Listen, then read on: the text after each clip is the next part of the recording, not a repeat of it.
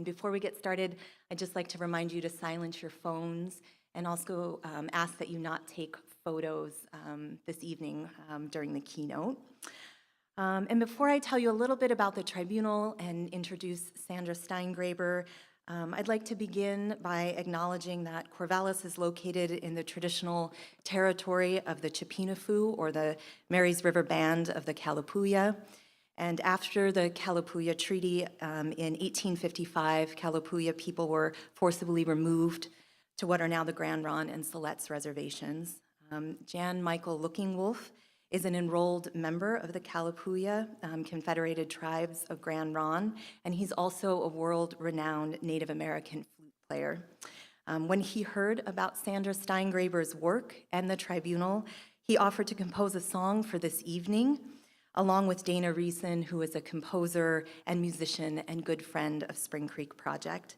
And so we've invited Jan and musicians to debut this new song this evening, and they have generously offered to donate all the proceeds of this song, which they've already mastered, to help the fight against fracking. But the song doesn't have a name yet, and so I invite you, while you're listening to it, to imagine what you might name it, and then tomorrow on social media, we'll ask for your suggestions and pick one of them. And so I'd like to welcome our musicians.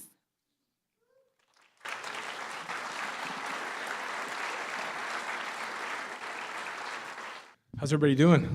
Good? The song is a beautiful song, but it's actually an hour and a half long, so most of tonight will be this song. I just want to say my name is Jen Michael, and I'm here with Dana and Ryan Bizak and Keith Summers. And Carly, it's an honor to be here for this event. We really enjoyed writing this song and recording it. And, I am half Irish. My mom's 5 feet tall, and she's almost full-blooded Irish, and my dad's like 6'3", and he's native of this land, like she had mentioned. I'm Kalapuya, Santiam Kalapuya. I actually speak my own language. And I just want to introduce this song by saying that for us, the inspiration was water. Water for all people of the world is so important. We're not the only indigenous people here. I mean, we're all indigenous. You all have indigenous ancestors who came from a thing called oral tradition. That means there wasn't a written language. So we all go back to time immemorial from an indigenous person who really understood and respected how to properly use water. Water is so important. Just as I've introduced this song, there's been 2 to 3 children who aren't with us now because they didn't have clean water. But we're here tonight, and it's beautiful. And tonight we play this song for them, we play this song for Carly, and we play this song for the cause. Thank you.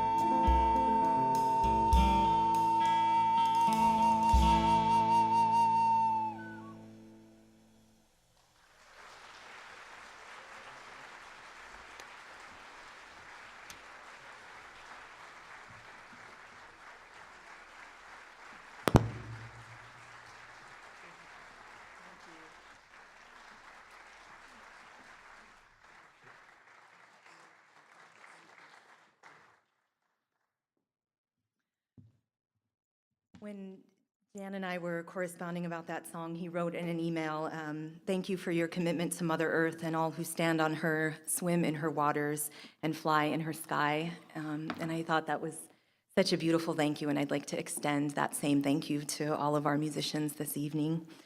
How many of you got a chance to go upstairs and check out the pop-up art gallery? Awesome. Well, the show, Unsilenced, Art and Sounds of Resistance, will be open after we wrap up here until about 8:30, and so I invite you to check it out after the keynote if you haven't already. They're going to break down a few things here while I keep us going. There are posters and sound submissions from Corvallis and from across the U.S. In the gallery upstairs. And there's a listening room integrated into the gallery. And I'd like to thank Jason Fick and Dana Reeson and Allison Johnson and Mike Gamble and Melody Owen for conceptualizing and collaborating on that project. I'd also like to thank Melody Owen, who's a student in the Environmental Arts and Humanities graduate program, for curating the poster show and curating the exhibit that was right around the corner in this wonderful little gallery, if you haven't seen it yet, the CEI Artworks Gallery, and that was hanging a week before this evening. I would also like to thank our local incredible bookstore, Grassroots Books and Music, and Sierra's here with books. She'll be here after the keynote, and Sandra will be right here signing, and so hopefully we'll have a nice flow there. And I'd like to thank the Ceres Trust for helping to bring Sandra Steingraber this evening to Corvallis. For many people, the concept of a tribunal is vaguely familiar, and so I thought I might begin by just introducing it a little bit. In the very late 1960s and early 1970s, a man named Lelio Basso testified at tribunals about human rights violations in Vietnam and in Latin America. And after those tribunals, he thought it would be a really good idea to establish a permanent people's tribunal. And his vision was that that permanent people's tribunal would serve as an instrument and also a platform to give recognition and visibility and voice to people suffering violations of their fundamental human rights.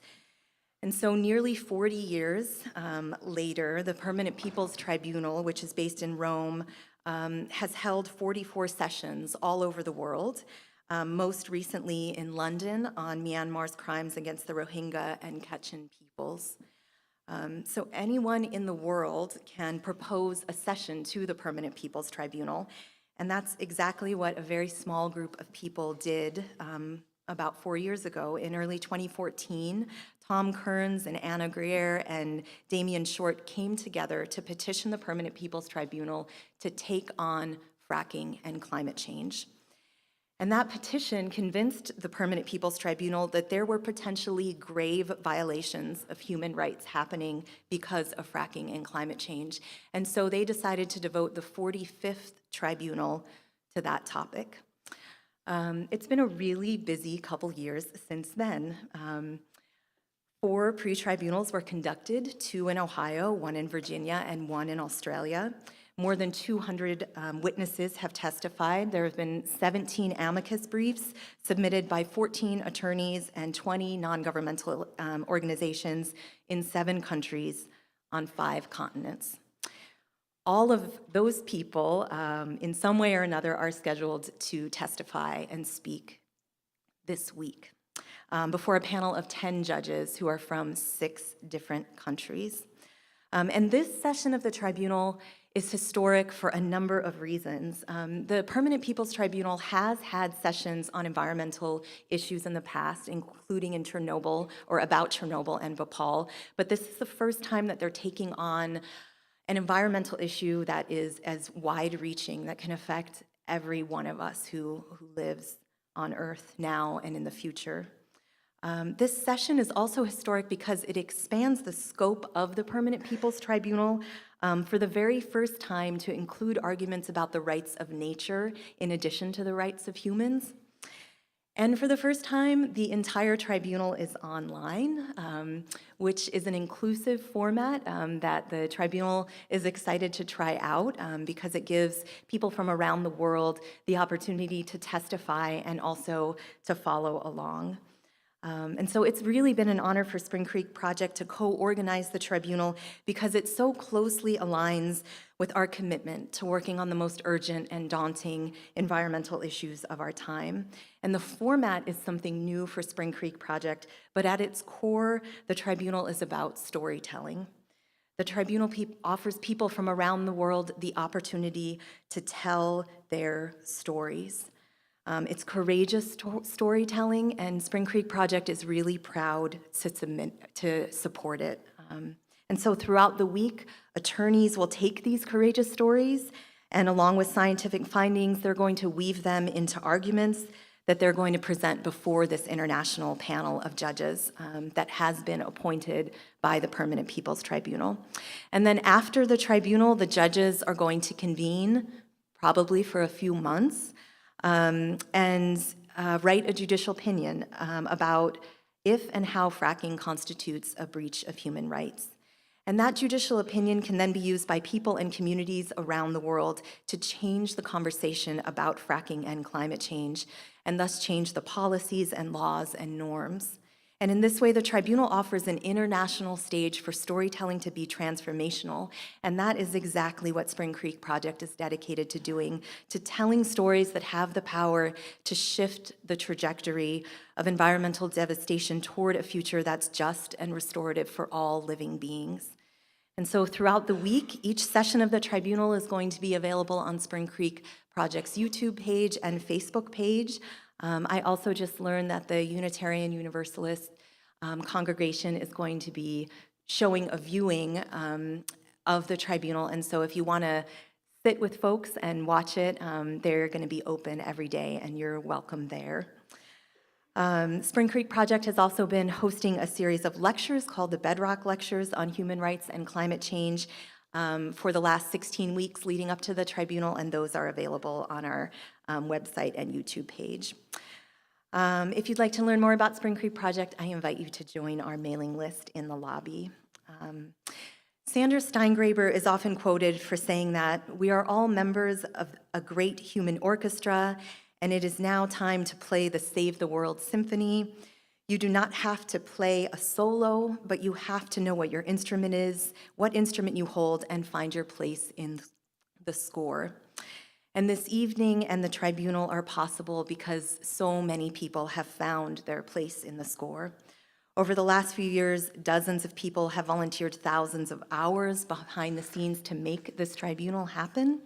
And I especially want to thank Tom Kearns, who was one of the 3 people who originally petitioned the Permanent Peoples Tribunal, for really his unwavering dedication to making this happen for the last 4 years. It simply wouldn't have happened without his willingness to step out of his comfort zone again and again and to just forge ahead. I also want to thank Kathleen Dean Moore, who many of you know is a great writer and philosopher. She is also a great connector, and she first brought the idea of the tribunal to Spring Creek Project. I want to thank Gianni Tuioni, who's the Secretary General of the Tribunal and has been with us every step of the way, and also Simona Fraudatorio, who is the coordinator of the Tribunal in Rome. And special thanks to the graduate students in the Environmental Arts and Humanities program who have helped conceptualize and run the tribunal in the months leading up to it, really the year leading up to it, and also this week. And finally, really deep thanks to my Spring Creek Project staff, Shelley Stonebrook and Emily Grubby. It's a small daily miracle to work with people who are so hopeful and good and joyful. So thanks for every detail.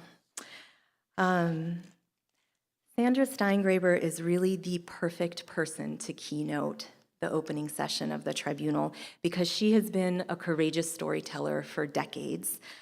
She's an ecologist, a cancer survivor, and an author who explores the links between human rights and the environment. Her work focuses on chemical contamination, climate change, and fracking. She's the award-winning author of 3 books, including the acclaimed Living Downsteam, Having Faith, and Raising Elijah. She's been featured in 2 documentaries, Living Downsteam and very recently, Unfractured. She's received many honors for her work as a science writer, including in 2011, a Heinz Award, and that award came with a $100,000 cash prize that she donated to the anti-fracking movement. And then a year later, she then became the co-founder of New Yorkers Against Fracking, which is a statewide coalition of more than 280 grassroots organizations. And she co-founded Concerned Health Professionals of New York and serves as a science advisor to Americans Against Fracking. Her work has been featured all over the place in many publications, and she's earned what I think are some of my favorite nicknames for a writer because of that. Rolling Stone has called her the Toxic Avenger, and Sojourner magazine has called her a poet with a knife. She has been named Woman of the Year by Miss Magazine and Person of the Year by Tree Hugger, and one of 25 visionaries who are changing the world by the Utne Reader.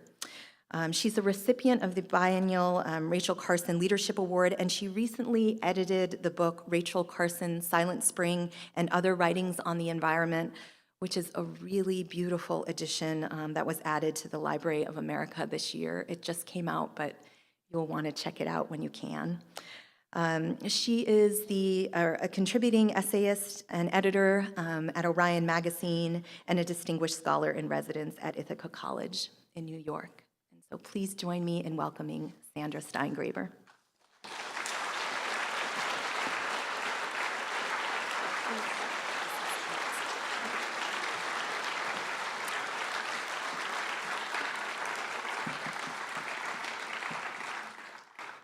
Thank you for that amazing introduction. Find a spot for all my audiovisual aids up here. What an honor to serve as the opening keynote speaker for the historic Permanent Peoples Tribunal Session on Human Rights, Fracking and Climate Change. This is a convocation many years in the making. Bravo to our hosts, the Spring Creek Project and Oregon State University here in Corvallis, for bringing us together in this elegant Whiteside Theater and via live streaming around the world. With so many good ideas, this week-long series of hearings was inspired by the actions of an extraordinary individual, the philosopher and ethicist, Dr. Tom Kearns, who I hold in highest esteem. Thank you, Tom.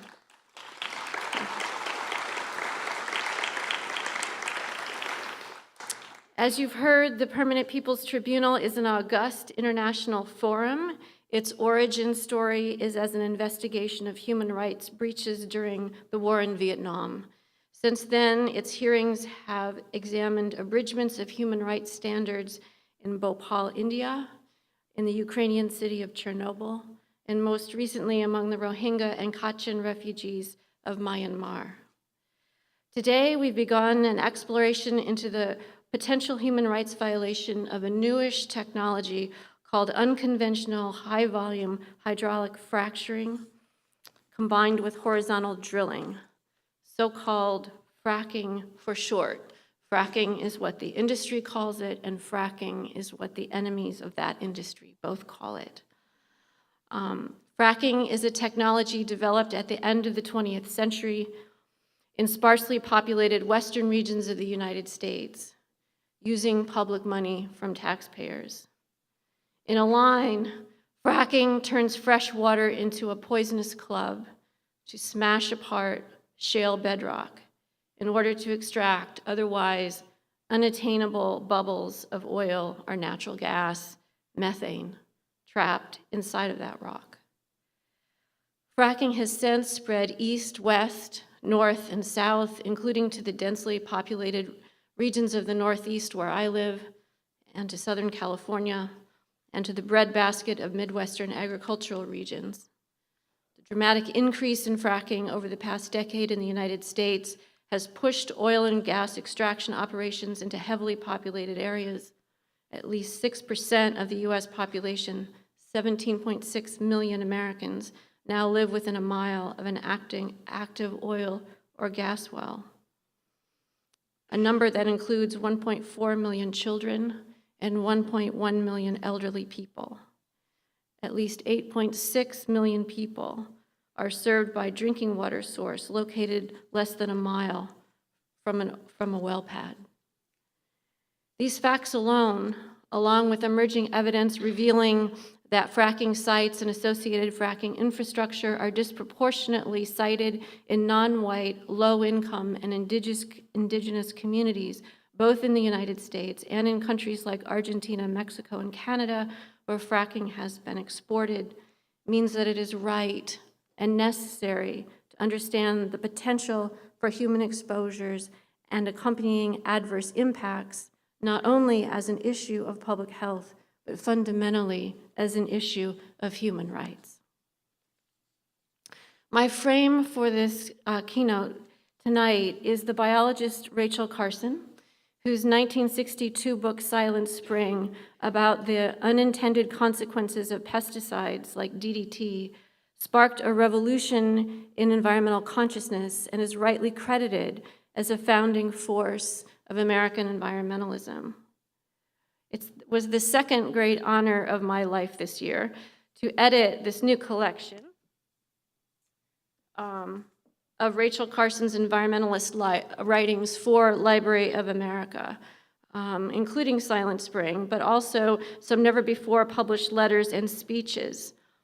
And I should say that Library of America exists to canonize iconic American writers and pledges when they collect the writings of an American author and reissue them, that they will be kept in print forever, eternally. So it's like watching an actor receive their star on the Hollywood Walk of Fame to see a Library of America collection. It's long overdue that Rachel Carson should receive her star, but here it is, and I had the great honor and privilege of being able to edit this collection this year.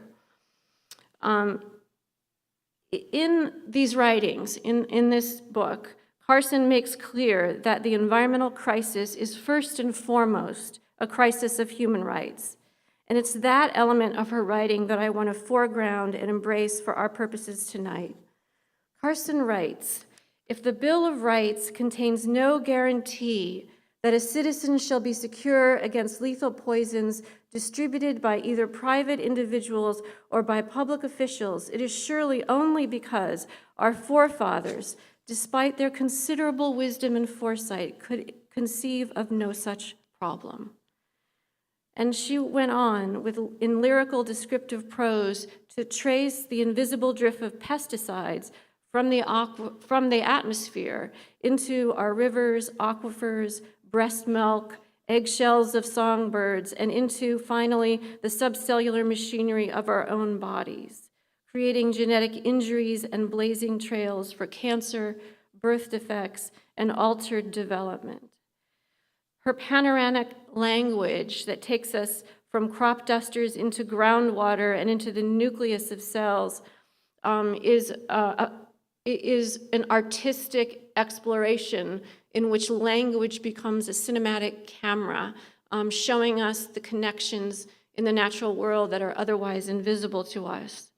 So I want to take a Carson-esque approach tonight and speak to you first as a creative writer and use language as a camera to take you down into the dark heart of the planet, into the bedrock that lies beneath our feet. And I want to rewrite for you, as a landscape, that this bedrock of our nation is not a void, a lifeless place of inertia, darkness, with oil and gas pocked inside the rock, but rather it is a living ecosystem, a subterranean coral reef, if you will, that is teeming with life, a habitat that is animate and beautiful and is connected to the carbon cycle via metabolizing organisms who live there, and thus is connected to us here at the sunlit surface.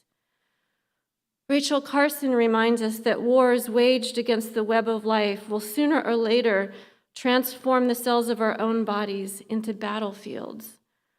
And this is also true when we turn the weapons of destruction against our nation's bedrock.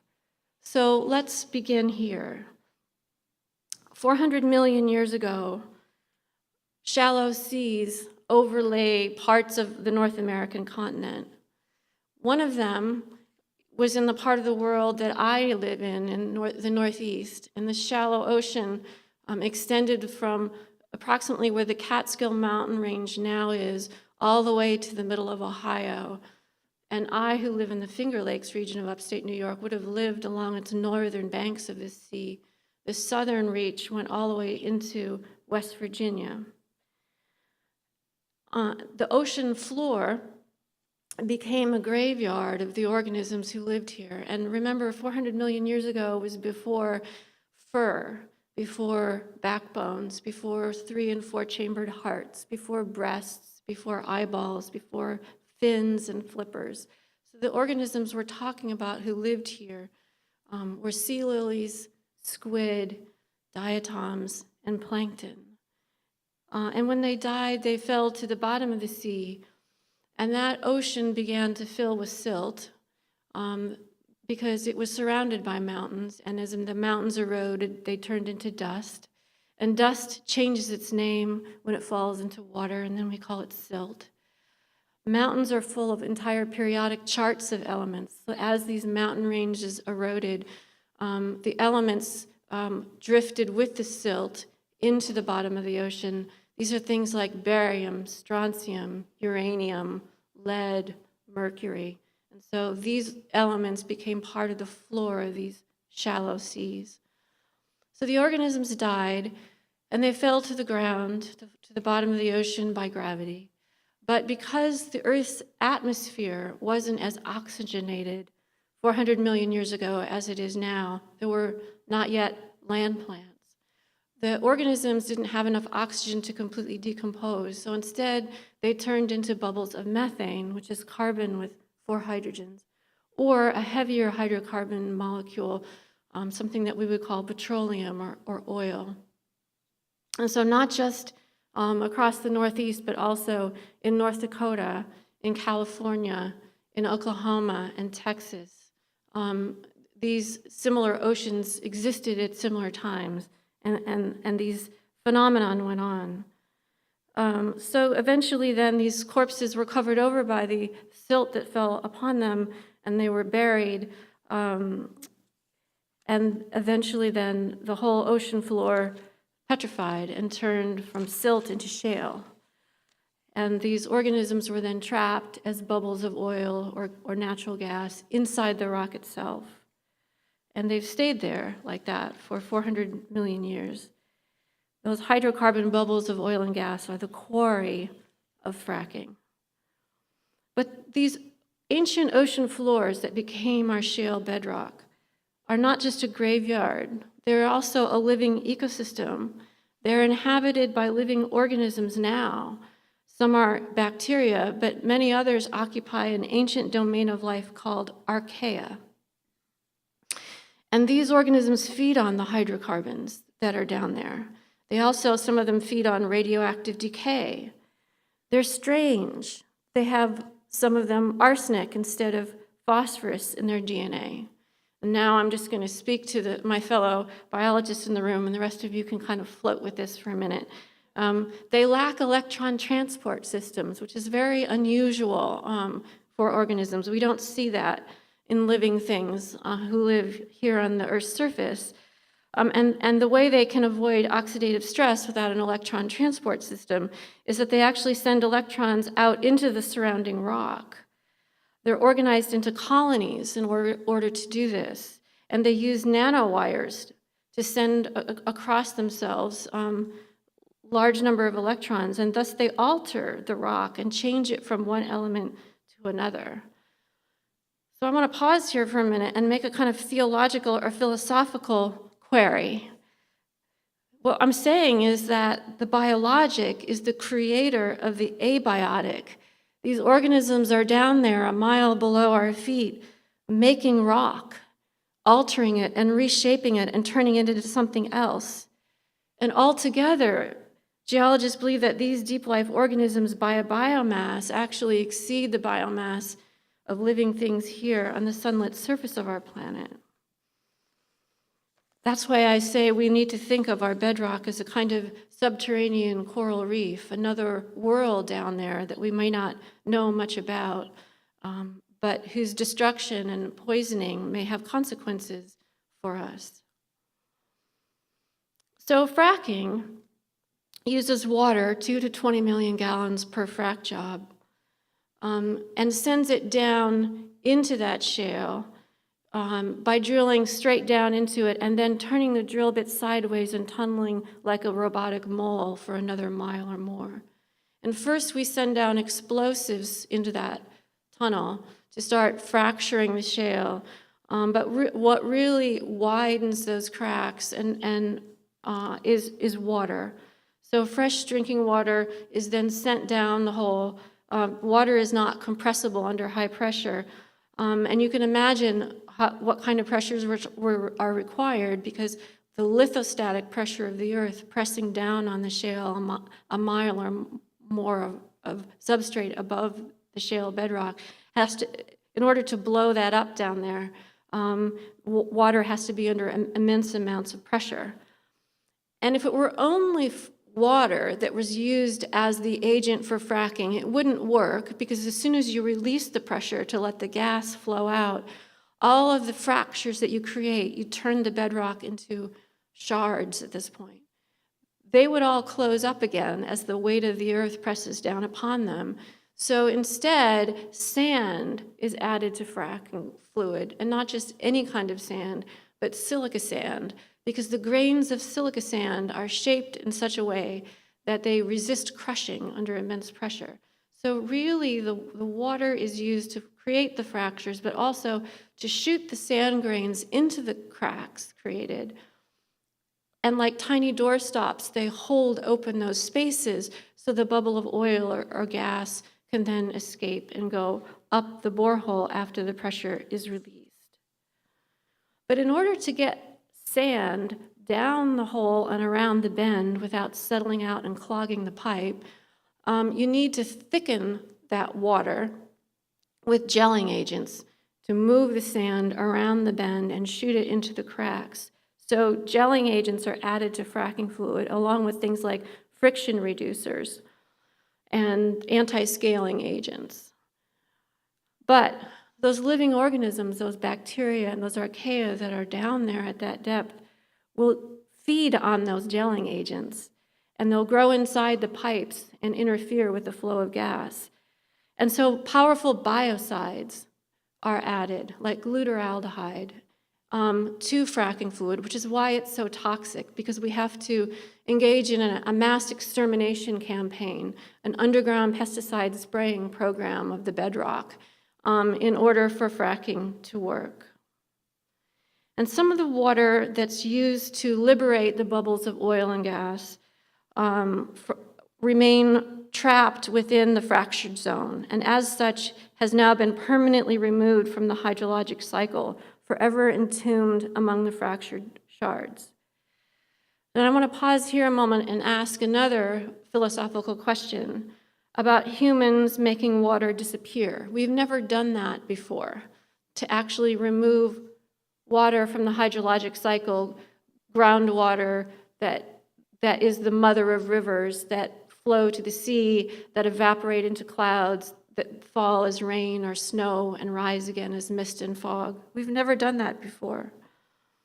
Fresh water is only 1% of all the water available on Earth. Most of it, 98% of it, is seawater.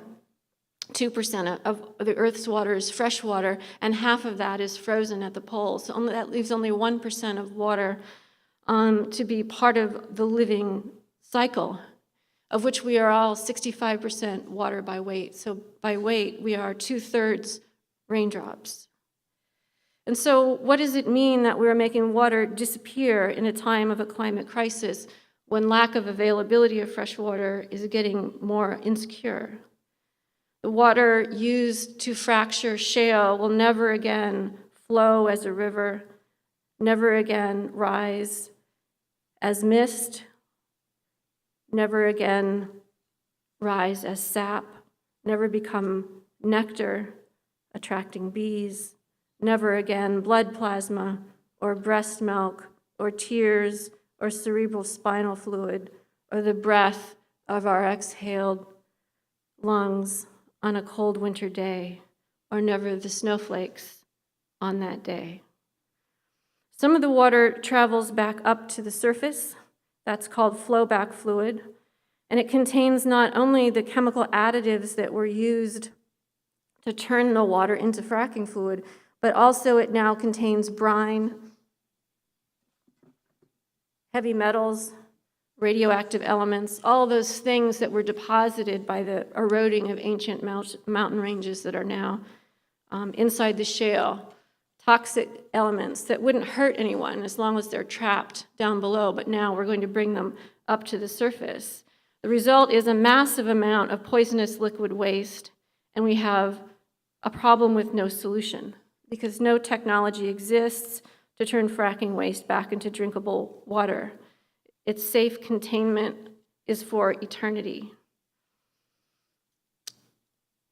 It could be reused to frack another well, but not unless it's highly diluted, because the more you use it, the more salty and toxic and corrosive it becomes. So the practice is to inject it in other deep wells where it has been definitively linked to earthquakes, because fracking fluid contains anti-friction agents. Remember, a fracking borehole is only about 5 inches or so in diameter, and to shoot that vast amounts of water with that kind of pressure, you need to reduce the friction. So you make the fracking fluid very slippery, but if you then inject it back down into the earth, it lubricates fault lines and allows rock formations to slip past each other, and that's how earthquakes are generated. We have absolute proof about this link.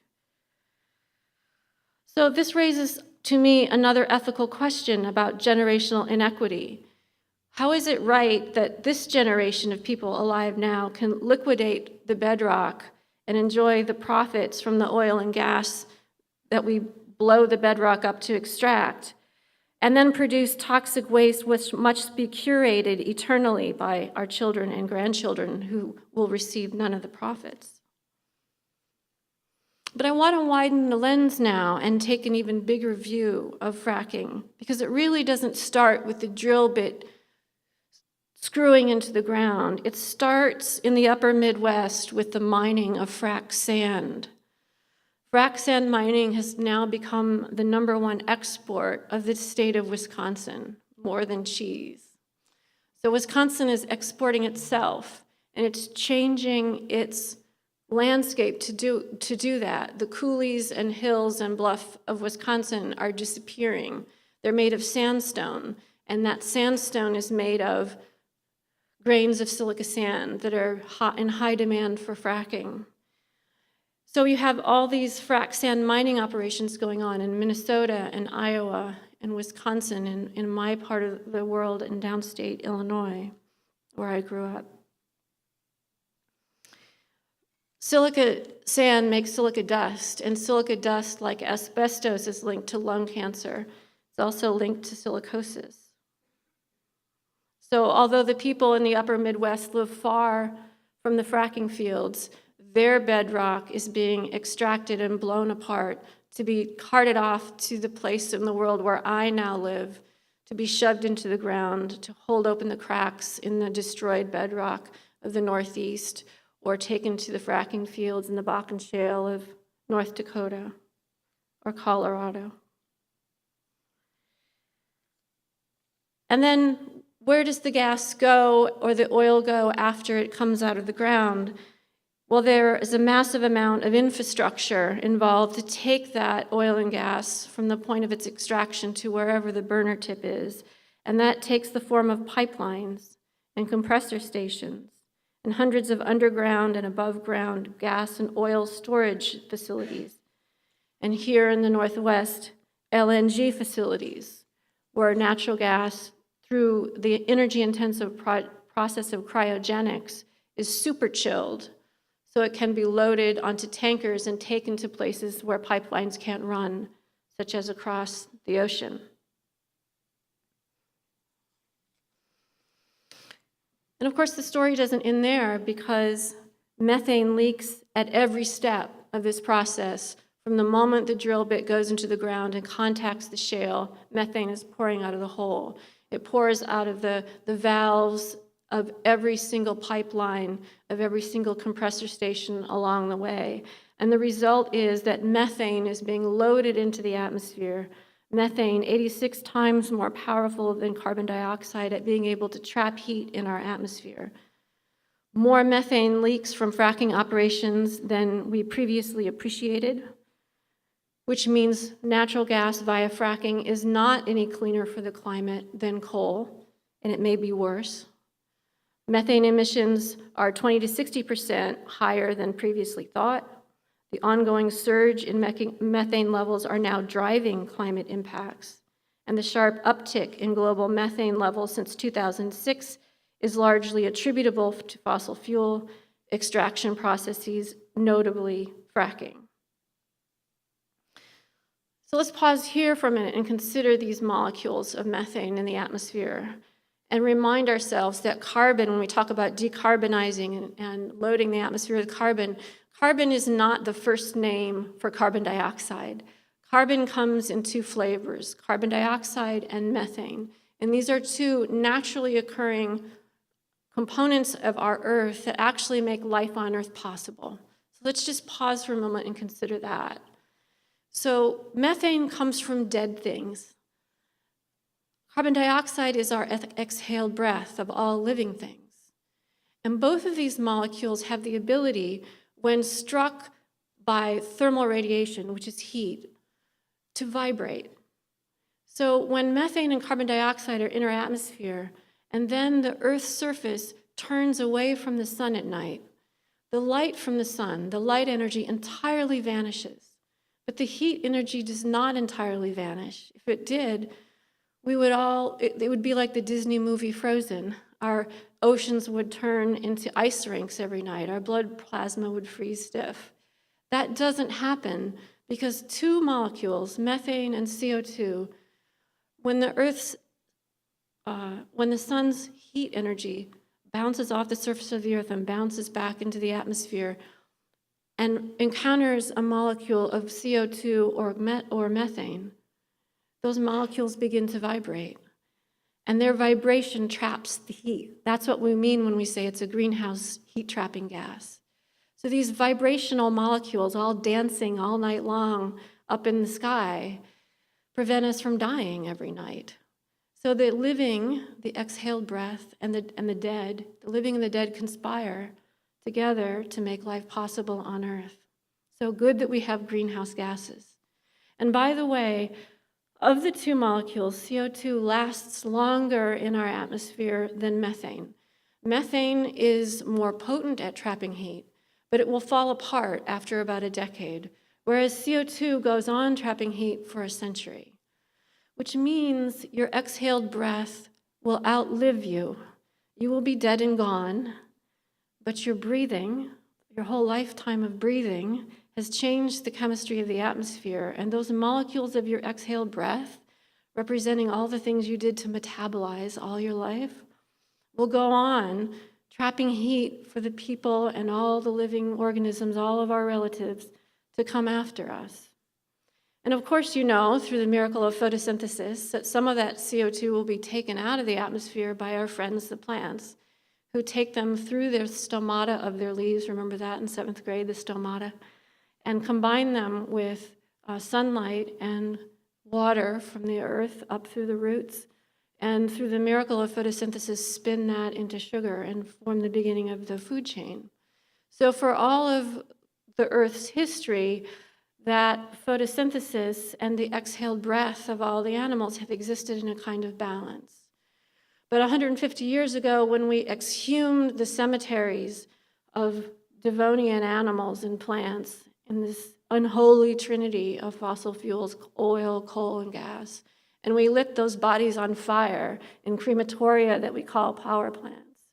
We loaded up our atmosphere with 40% more CO2 than pre-industrial levels and almost triple the amount of methane.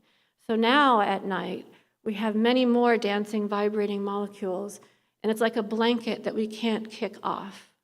And the consequences, as you know, involve melting ice caps, rising seas, and of course the acidification of the ocean, because CO2 turns into carbonic acid when it falls into ocean water. Our plankton stocks are now in trouble because of rising acidity levels and also because of rising surface temperatures of the ocean. Phytoplankton provide us half of the oxygen in our atmosphere. Land plants provide the other half. And so 1 out of every 2 breaths we breathe is brought to us by the world's plankton. And if the plankton are in trouble, my friends, we are in trouble as well. And if you're hearing the science for the first time, then that's a failure of my field. If you hear about the falling Dow industrial stocks, but not about the plankton stocks and how they're doing, when you turn on your cell phone every morning or you read the ticker in Times Square, ask why we have a public conversation about economic stocks, but not about ecological stocks, and why aren't scientists having public conversations with us about these issues.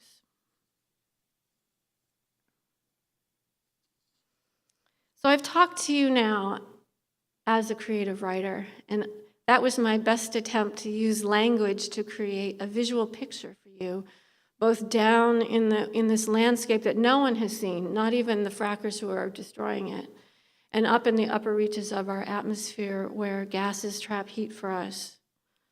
And now I want to switch things up a bit and talk to you as an activist and tell the story of how we defeated the shale gas army in New York State and won a statewide ban on fracking in 2014. We did that. So in 2009, I was invited back to Cornell University, where I'd previously been on the faculty, to give a talk on the public health implications of fracking. And I was surprised by the invitation because I didn't know much about fracking then, and I didn't realize the toxic chemicals that were used. And when I discovered they included things like glutaraldehyde and benzene, and that formaldehyde was often released, those are chemicals I know very well from my earlier work. So I went to work investigating it, and I was stunned and shocked by what I learned. And in the summer of 2011, I went across the United States to look at places in the West where fracking was actually happening, to begin do some field work on what this actually looked like and what I should be thinking about. I took my kids with me, and we were camping the whole time, so we called it sort of like camping with drill rigs.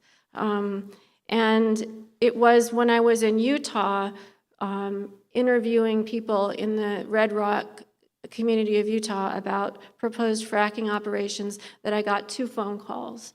One was to say that the student Tim DeChristopher was about to be sentenced for his action as a civil disobedient in attempting to stop fracking in the area where I was actually studying. He was going to be sentenced in a federal courtroom in Salt Lake City, and I was asked to come and speak there outside the courtroom while he was being sentenced. So I did. And it was my first experience with civil disobedience. So Tim was, for his peaceful actions that actually did succeed in stopping fracking, he was sentenced to 2 years in federal prison, and he was hauled out of the courtroom by federal marshals in handcuffs and manacles. And then everyone in that area filled the streets during rush hour and simply sat down. And in my mind, there was one image that I couldn't shake, and it was an image of a young woman holding a sign that said "Climate Justice Now," who sat down on the tracks of the light rail commuter train, and then here came the train full of commuters, and it had to slow and stop. She held her sign. And on the side of the first car of that train, that streetcar, was a public service announcement by the American Cancer Society that had a pink ribbon and a slogan that said, "Just get a mammogram." And I thought, well, here it is, my life in public health. Just get a mammogram versus climate justice now. We can either detect problems after they've already arisen, or we can try to prevent them. The next day, I was back in the field, and I got a phone call from Teresa Heinz Carey letting me know I was the lucky recipient of this year's Heinz Award, which came with this $100,000 check. Had I not just been through what I had been through the day before, I might have thought, oh, what a great windfall. I can use this to do my research. That's what scholars and writers mostly do when these things happen, these lucky things happen. But instead, I decided I wanted to do climate justice now, not just get a mammogram. And I wanted to use the money not to study fracking, but to stop it. And I had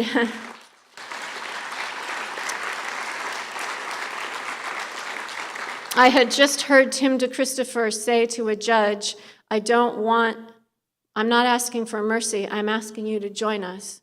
This is what love looks like. And so I went back to my unfractured state of New York, and I let it be known that I wanted to somehow unite all of these local groups that were springing up all over trying to stop fracking into a mighty statewide coalition. I didn't know how to do that. I'm just a kind of nerdy biologist. But there were some people who had some political skills, and they included groups like Frack Action, Catskill Mountain Keeper, United for Action, Food and Water Watch. And so there were kind of 5 groups, plus me, this crazy biologist with a check, and we all kind of pitched in, and we started New Yorkers Against Fracking. We were only this handful of groups at the beginning, but more and more groups joined us, and by the time we banned fracking in 2014, there were more than 400 groups as part of our coalition, and they included Businesses Against Fracking, which itself was a coalition of 1,000 different businesses, Faith Leaders Against Fracking, more than 500 churches and synagogues, and so on. And so we changed the public opinion on fracking, and we took the governor's base away from him. So it now was a bigger problem for him to diss us than it was to diss the oil and gas industry. And as this mighty social movement began unfolding, I was able to retreat and do what I do more comfortably, which is to analyze data. So that's how I became a co-founder of Concerned Health Professionals of New York. We became the scientists in residence to the anti-fracking movement. And we began to analyze the data, to translate the data into plain and simple English, and not only bring it before our state legislatures in testimony and write memoranda for our governor and our commissioner of health and our commissioner of the environment, but also take it to people. Myself and my colleagues in the sciences and medicine spent the better part of 2 years speaking every Friday and Saturday night in a church basement somewhere, in a Rotary Club, in a junior high school auditorium, in a town hall, in a public library, and we gave our Fracking 101 PowerPoint presentation. When we started, there were only 65 studies in the peer-reviewed published literature about the risks and harms of fracking. Our goal was to keep the moratorium that we had going. Our feeling was that a moratorium was just a ban with a deadline. And our hunch was that if we could stop fracking for long enough, the data would come in and make it look unthinkable. And that was our strategy. And as we went, we were operating in a moving stream of data. By the time we banned fracking in December 2014, and the governor did announce a ban on the basis that fracking was a demonstrable public health risk with risks both known and unknown. There were 400 studies in the peer-reviewed literature. Now there are 1,300 studies in the peer-reviewed literature. So we and Concerned Health Professionals of New York continue to edit and bring out new editions of our compendium, which has the very sexy title, Compendium of Scientific, Medical, and Media Findings Demonstrating Risks and Harms of Unconventional Gas and Oil Extraction. And so Concerned Health Professionals of New York, partnering with Physicians for Social Responsibility, who won the Nobel Prize, right, for insisting that nuclear war was unregulatable and needed simply to be abolished. So they were our natural partners in making the same case about fracking. Our first edition of this was so slight we could staple it and mail it to the governor. Now you can see with 1,300 studies, all peer-reviewed and footnoted, it's quite a mighty document.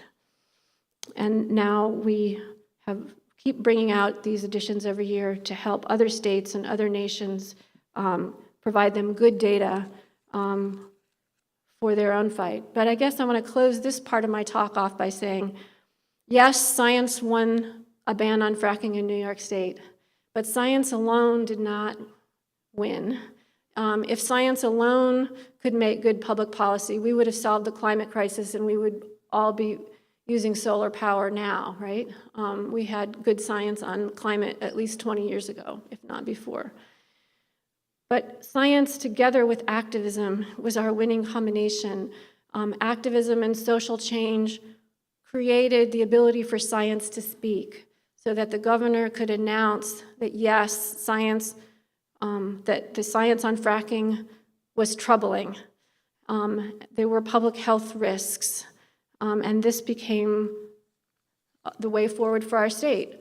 And so now we're engaged in a process where we're trying to allow the governor to wear the mantle of climate hero, turn our state into an incubator and a laboratory for renewable energy. This is the governor who saw seawater sloshing through our subway system after the 2012 Hurricane Sandy. So we want him to play that role for us. At the same time, even though we banned fracking, we haven't yet banned fracking infrastructure. So New York State is still used as a staging grounds where pipelines, compressor stations, natural gas power plants, and gas storage depots are still being built out. My work involves fighting those too.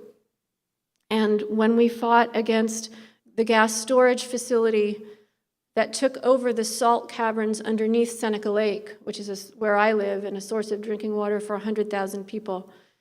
So I'll back up and say a Houston-based gas company bought 5 miles of prime lakefront property, not because it enjoyed the view or loves our wineries, but wanted to get access to the holes in the ground left over by a century of salt mining and use those holes as a gas station for the products of fracking before, so the price could go up before it could put it into pipelines and send it to East Coast markets. Storing gas in what's called interbedded salt and shale formations is one of the most dangerous ways to store gas and has led to fatalities in other states. So we thought that was a bad idea, and we attempted to do for that fight what we were doing with the fracking fight, which is to do really good science on the hydrology of using salt caverns to store compressed gas, the flow of groundwater, how our lake could become salinated, what would happen to the wineries, what would happen to air quality with the flare stacks and all the associated infrastructure, but we failed.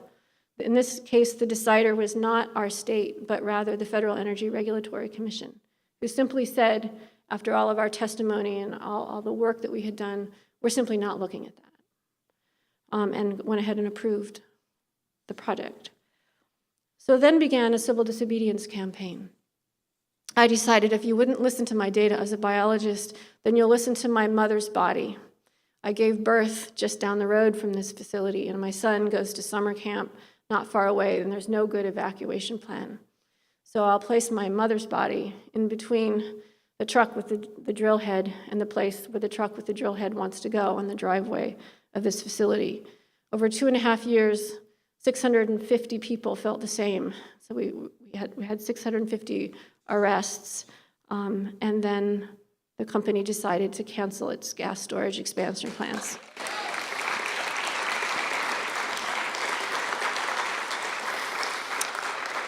There's something about 93-year-old great-grandmothers blocking your driveway that make for really bad press. And I should say that campaign involved a lot more than civil disobedience. It involved municipal ordinances. It involved the Wine Business Coalition, petitioning. A lot of things went on behind the scenes. The cinematic part of it, the part for which we got national and international media, were the arrests. So civil disobedience is a powerful thing, and I discovered I'm actually good at going to jail. I'm good at going to jail because I'm a good cancer patient.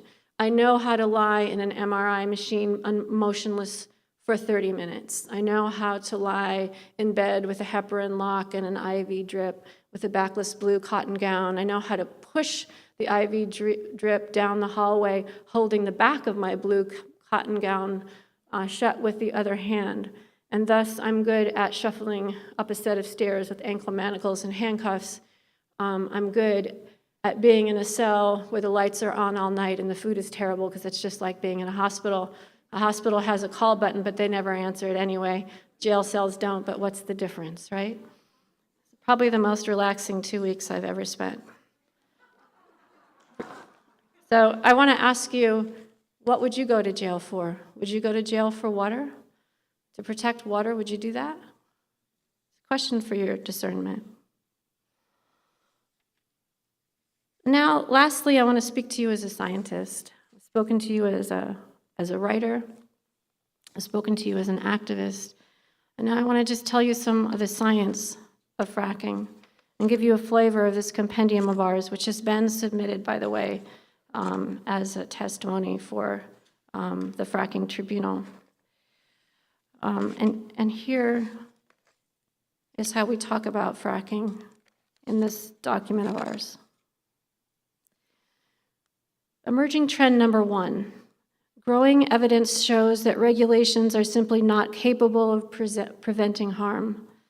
Studies reveal inherent problems in the natural gas extraction process, such as well integrity failures caused by aging or the pressures of fracking itself, and in the waste disposal process. These issues can lead to water contamination, air pollution with carcinogens and other toxic chemicals, earthquakes, and a range of environmental and other stressors inflicted on communities. Some of fracking's many component parts, which include the subterranean geological landscape itself, are simply not controllable.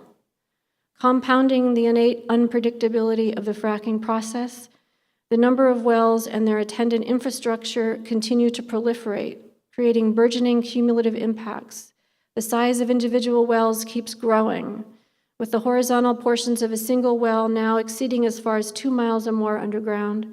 Fluid injections, once typically 3 to 5 million gallons per fracked well, can now easily reach 20 million gallons. The injection of extreme volumes of fluids creates significant deformations in the shale that are translated upward 1 mile or more to the surface. Along the way, these pressure bulbs can impact in unpredictable ways faults and fissures in the overlying rock strata, including strata that intersect freshwater aquifers. Such pressure bulbs may mobilize contaminants left over from previous drilling and fracking mining operations. No set of regulations can obviate these potential impacts to groundwater. No set of regulations can eliminate earthquake risks. Well sites leak far more methane and toxic vapors than previously understood, and they continue to leak long after they are decommissioned. Abandoned wells are significant sources of methane leakage into the atmosphere. Based on findings from New York and Pennsylvania, they may exceed current total leakage from oil and gas wells currently in production. Plugging abandoned wells does not always reduce methane emissions, and cement plugs themselves deteriorate over time. Further, many abandoned wells are unmapped and their locations unknown. No federal or state agency routinely monitors methane leakage from abandoned wells. Leakage rates among abandoned wells are wildly variable. 4% of wells nationwide are responsible for half of all methane emissions from fracking operations. Predicting which wells will become super emitters is not possible. Further, much of this leakage is engineered into the routine operation of fracking extraction, processing, and transport infrastructure, as when vapors are vented through release valves in order to regulate pressure. Here's another section. Emerging trend number 4. Public health problems associated with drilling and fracking include poor birth outcomes, reproductive and respiratory impacts, cancer risks, and occupational health and safety problems.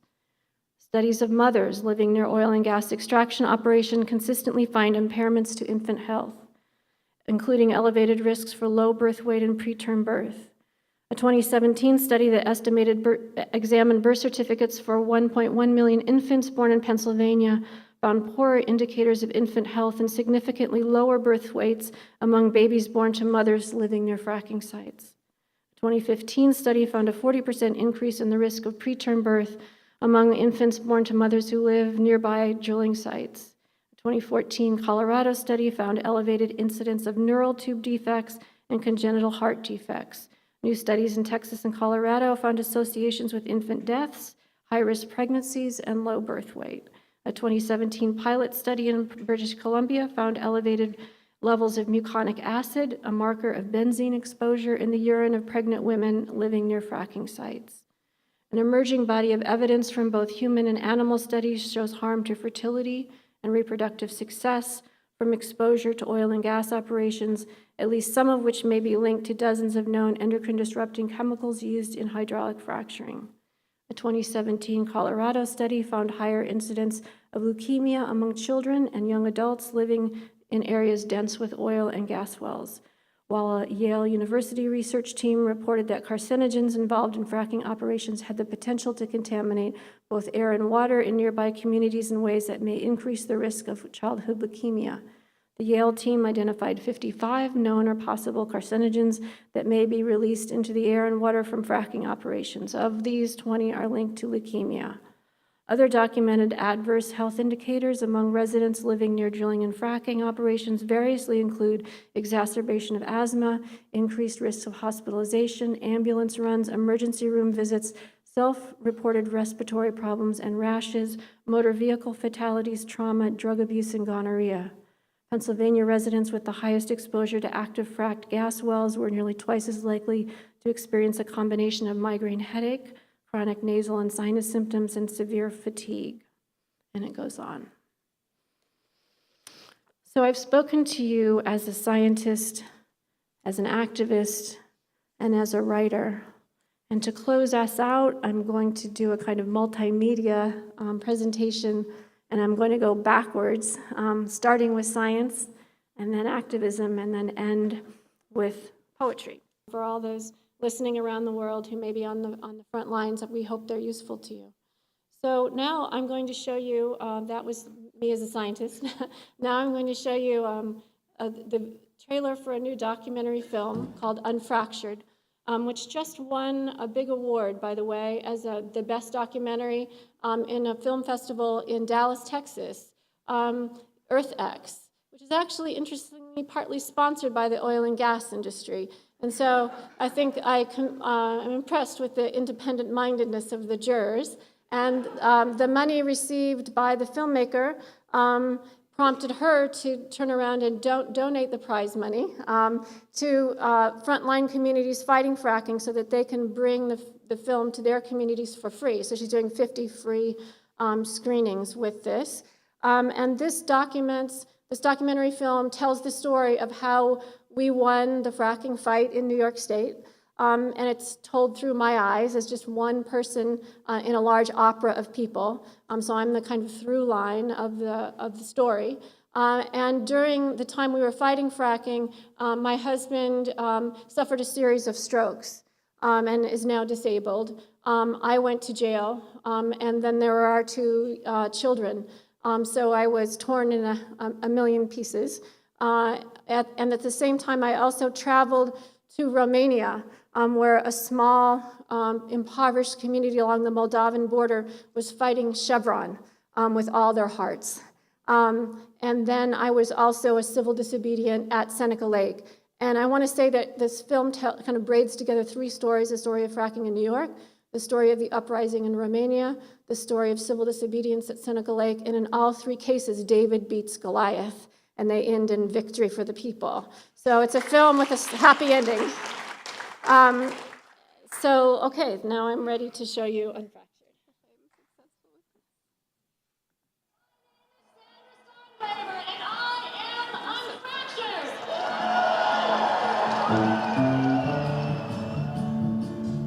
Yes, we are back, and we will keep coming back until fracking is stopped in New York.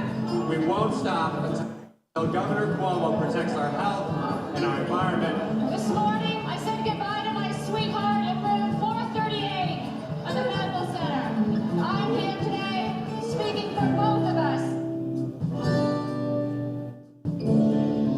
Fracking brings temporary profits to a few and permanent ruin for many. There is not a single case in this country where hydraulic fracturing process has polluted a groundwater supply. Not a single one. I was sitting there with 2 pages worth of studies showing thousands of cases of water contamination. I'd like to say I never disappoint my kids. I disappoint my kids. I almost feel like I'm dealing with an 85-year-old instead of somebody in his 50s, you know? My heart's broken in 1,000 pieces right now. This is what my country has brought.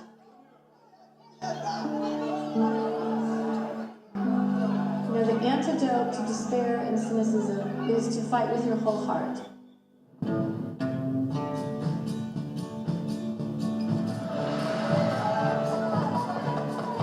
So people risking arrest, red armed bands. Today we are letting our bodies speak because we have tried our voices. Today our bodies are delivering the message.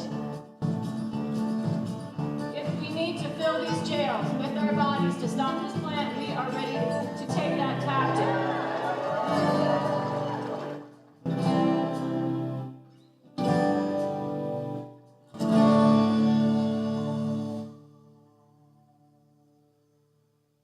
Well, thanks. I hope you'll bring that film here.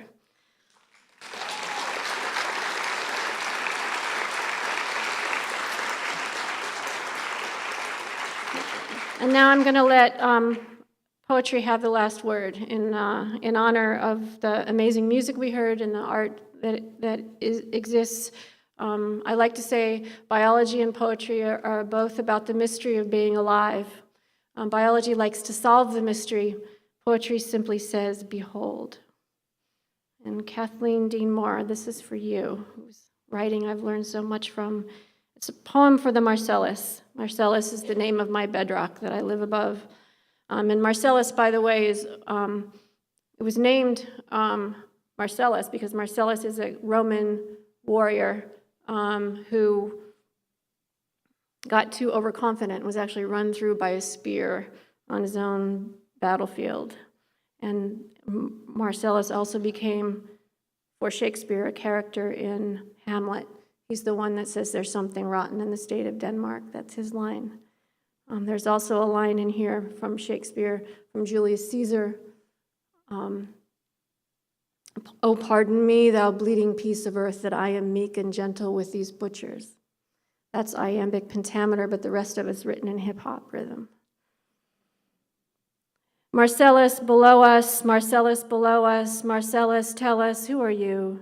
Older than fishes, older than spinal cord and bone and the green day of trees, older than pollen dust, than seeds, bedrock of grief, subterranean coral reef, microbes and nanowires, electrically inductive hypersaline fires, Marcellus, our cellar, Marcellus, unlike us, fissured and fossiled sarcophagus of sea lilies and squid, ego and id, the whole periodic table in you, uranium, barium, radium, lead, Marcellus, home of the dead, toluene, mercury, benzene, brine, arsenic, the river Styx, 500 million years thick, in you, Eurydice, Hades, Moloch, Charon's boat, Hades, Moloch, ransom note.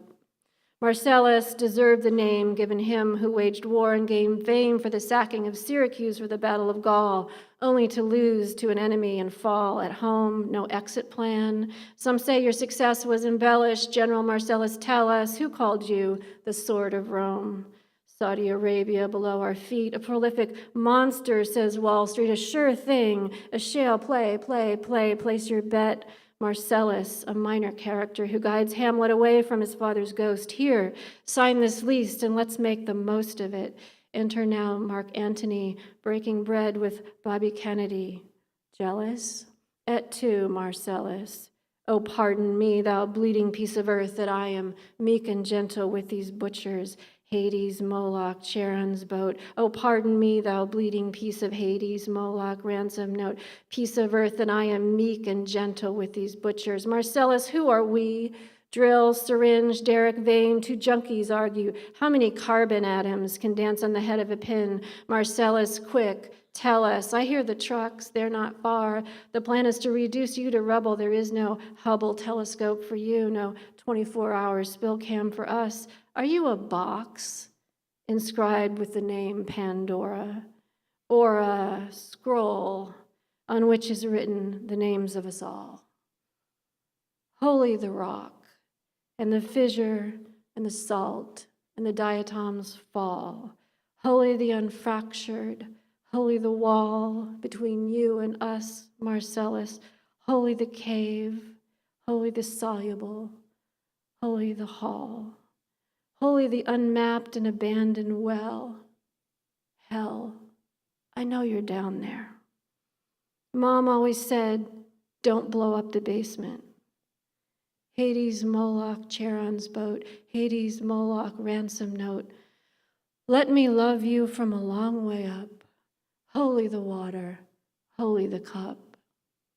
Thank you.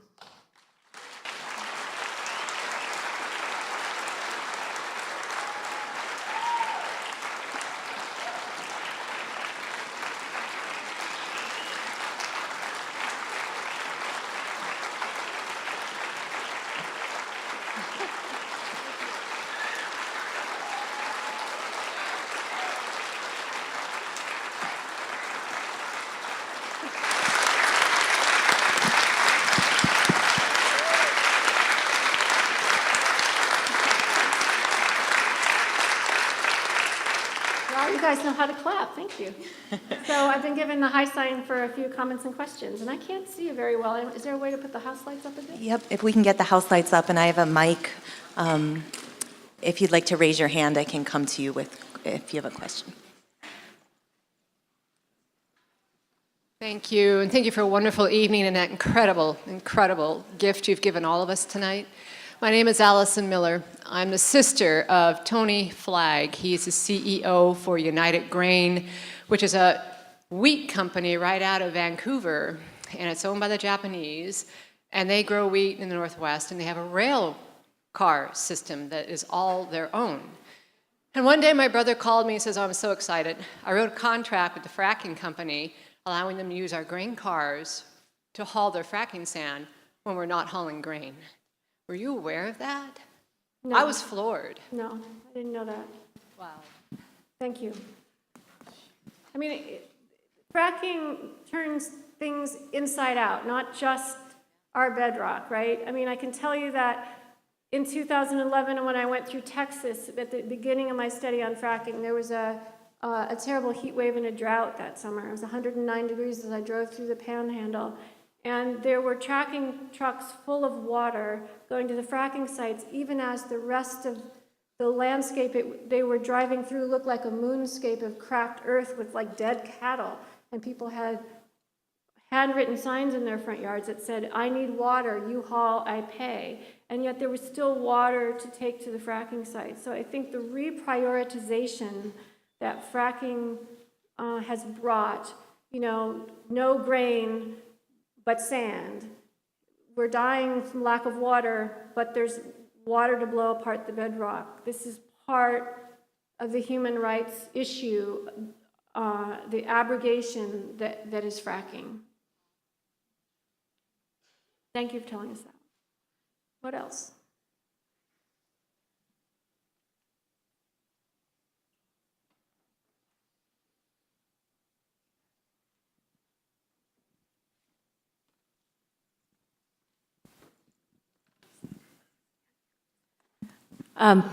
You're an amazing, inspirational person, and I've been just awed by you tonight.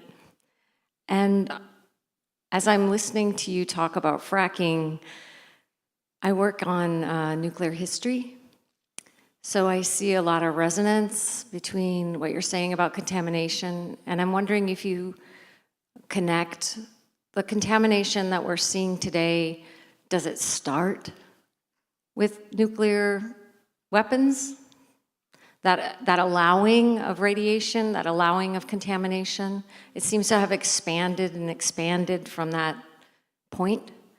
But I just wondered what you thought about those connections. And because we're talking about climate change, and very often a solution to climate change is given as nuclear power. Yeah, we can talk about that a bit. So it certainly, that connection was certainly clear to Rachel Carson, right? Yeah. So she herself had her eyes opened by the atomic age.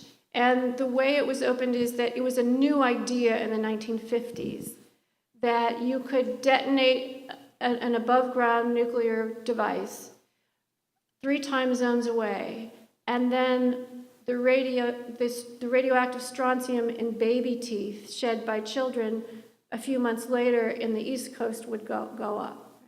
And so now we understand how that's connected. Radioactive strontium is released into the upper stratosphere. It's carried by the prevailing winds west to east. It sifts down onto grass. The cows eat the grass. Strontium follows calcium into bone and into breast milk. And so it ended up in the cow's milk. Children drink the milk. It ended up in their skeleton, including in their teeth. They shed them. They put them under their pillows. And there was an initiative at the time of scientists who were collecting baby teeth that parents would send in, the Tooth Fairy Project or something like that. And they could see spikes in radioactivity among children following, with appropriate time lags following these explosions. And that changed Rachel Carson's thinking, because it was just a new idea that something that happened half a continent away could change the ecology here. And she began to apply that thinking to pesticide drift. In fact, I'll just read you. Rachel Carson, by the way, was keeping 2 secrets. I probably need reading glasses for this. She was keeping 2 secrets while writing Silent Spring. One was that she was dying of breast cancer, and she did not want her enemies in industry to know that, because she feared that her scientific objectivity would be called into question, her science would be impeached, and it would allow them to further discredit her.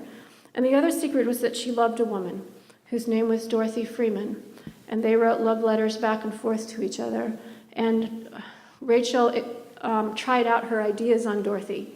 And one of them was to tell Dorothy about how the atomic age had altered her thinking. And that's the passage that I have in mind to just read to you. Because reading it, she could have, well, see what you think. It seems to me that she could have written it today, and it still has resonance for us with climate. So she writes this: I suppose my thinking began to be affected soon after atomic science was firmly established. Some of the thoughts that came to me were so unattractive that I rejected them completely. It was comforting to suppose that the stream of life would flow on through time in whatever course that God had appointed it, and to suppose that however the physical environment might mold life, that life could never assume the power to change drastically or even destroy the physical world. These beliefs have almost been part of me for as long as I have thought about such things. To have them even vaguely threatened was so shocking that, as I have said, I shut my mind. I refused to acknowledge what I couldn't help seeing. But that does no good, and I have now opened my eyes and my mind. I may not like what I see, but it does no good to ignore it. So it seems time that someone wrote of life in the light of the truth as it now appears to us. So that's kind of what gave her the courage to write Silent Spring. And as for your other question, we don't need nuclear power to replace fossil fuels. That's really clear. That's really clear. If you don't need to take my word for it, check out the Solutions Project, solutionsproject.org, which is an initiative, an online initiative that kind of does for renewable energy what we try to do with the compendium. In other words, take a lot of complicated science and make it really easy to understand And in the case of the Solutions Project, it's an online initiative with all kinds of visuals. And so one of the scientists involved is my colleague Mark Jacobson, a physicist at Stanford. And so he has worked out a proposal, a blueprint for how each state of the union could entirely switch over and decarbonize and get off fossil fuels and go completely renewable, including transportation, and how you would do it, how you would finance it, how long it would take, how many jobs would be created. So the economics are all there. And my state of New York, for example, would rely quite a lot on offshore wind. I haven't looked at what the portfolio is for Oregon, but I commend it to you to take a look. And Mark is very clear that you don't need nuclear to get there. So that's a lot of good news. And that doesn't mean that we have to rely on batteries or things that haven't been quite ready, aren't deployed yet. This is like on-the-shelf technology that we have now that, of course, as we adapt it, it will get better as we go. But in other words, the good news is we don't have to wait for technological breakthroughs. Everything we need is right here, and the economics all work as well as the science. So there's a lot of good news out there.